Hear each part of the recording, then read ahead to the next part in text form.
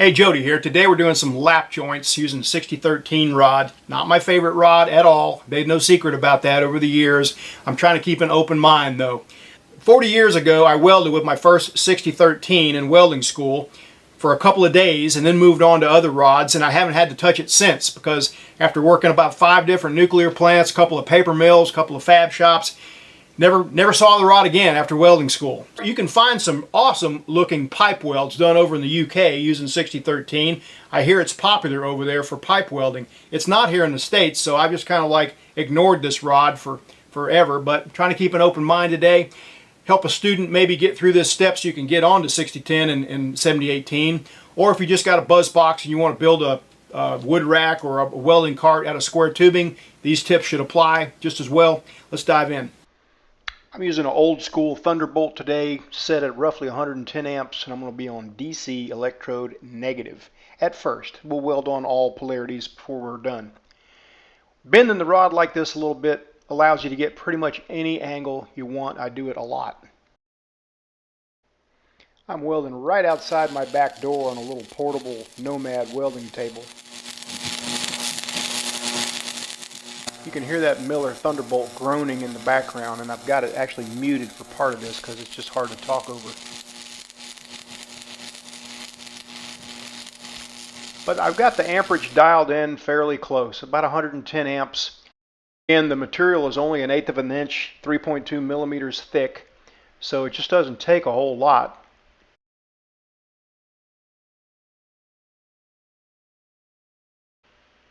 I can see right now the thing's starting to bow a little bit. I'm going to have to put a few more tacks on it. Probably should have realized that to start with, but I'm going to put a few tacks here midway, trying to make them a little smaller than the final weld so I can go over them without seeing them. A good tip there would be to use a little smaller rod for those tacks, but I didn't have one on hand. I'm going to alternate directions here too. Every time I go from right to left, the next weld is going to be from left to right. I think it's good practice to go both directions early on in your training.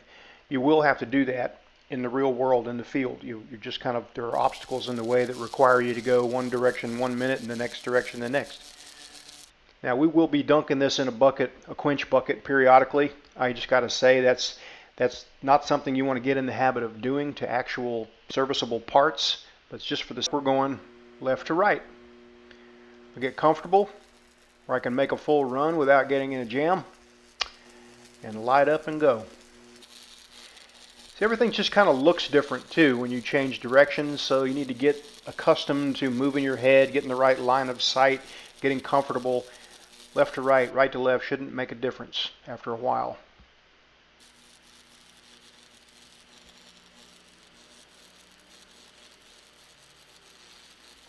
Come to the very end, I'm backing up just momentarily to fill the crater. Good practice to get into. And we'll quench it again. All right, let's finish this thing up. Again, nice tight arc with maybe a good 25 degrees of rod angle, maybe 30. Finally got the heat kind of dialed in. I started off with some practice runs. I was a little hot, I was a little cold, but now, you know, it seemed to settle in about 110 amps. If this was thicker, if this was say 3/16 or a 1/4 inch thick, I could take the rod on up to the high end of the range, more like 125, 135 amps. But it's not, just 1/8 of an inch thick. Doesn't take that much.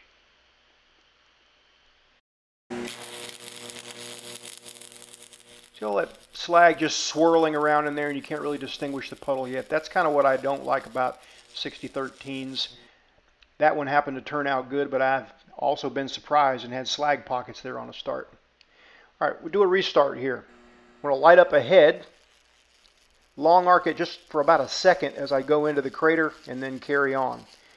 And hopefully I got right into the crater and there won't be any little void or anything like that. But I missed it by that much.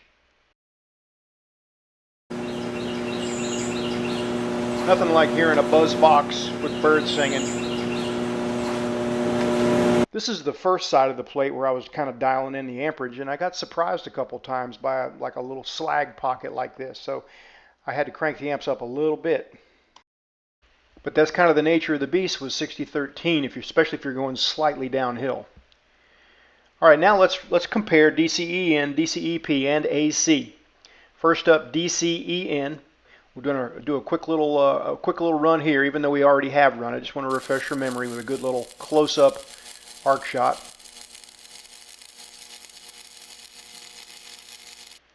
Let's go to DCEP now. This is supposed to give you deeper penetration. And you can see it looks a little hotter, at least I think it does. Puddle seems to be a little wider, but not like night and day. And now AC.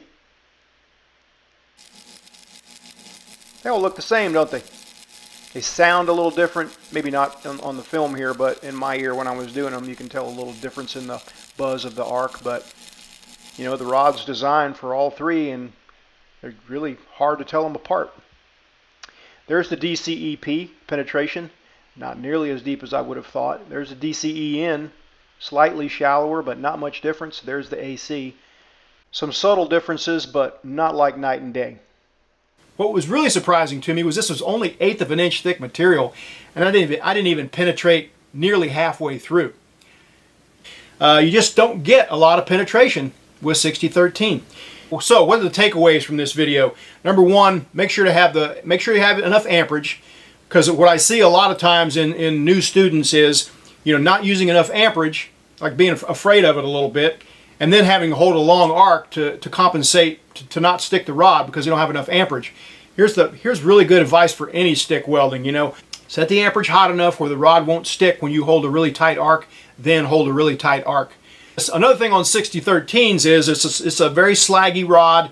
That slag can swirl around and fool you, and you think you got a puddle, but actually you just got a puddle on each side of the bead and a slag run down the middle. So a little more rod angle than what the textbooks call for, which is they only usually call for about 10 degrees. I'd say 20, maybe even 30 degrees sometimes, to keep that slag pushed to the back of the puddle where it can't get up ahead of you and swirl and cause pockets and problems and all that stuff. Use enough amperage, keep a good tight arc, use more rod angle than what the books call for. You should get through that exercise, or you should be able to build your wood rack or your welding cart or whatever, no problem. And also, don't hesitate to use alternating current. You avoid arc blow that you get sometimes on DC, and there's not much difference in the results. So I actually, if I'm going to weld a 6013, I kind of prefer AC, but that's just me. All right, so remember, this video is not sponsored by anybody other than my own online store. That's at weldmonger.com. That's how I support these videos. For TIG fingers, gas lens kits, stubby gas lens kits, DVD sets, head over to weldmonger.com. I appreciate your support. See you next time.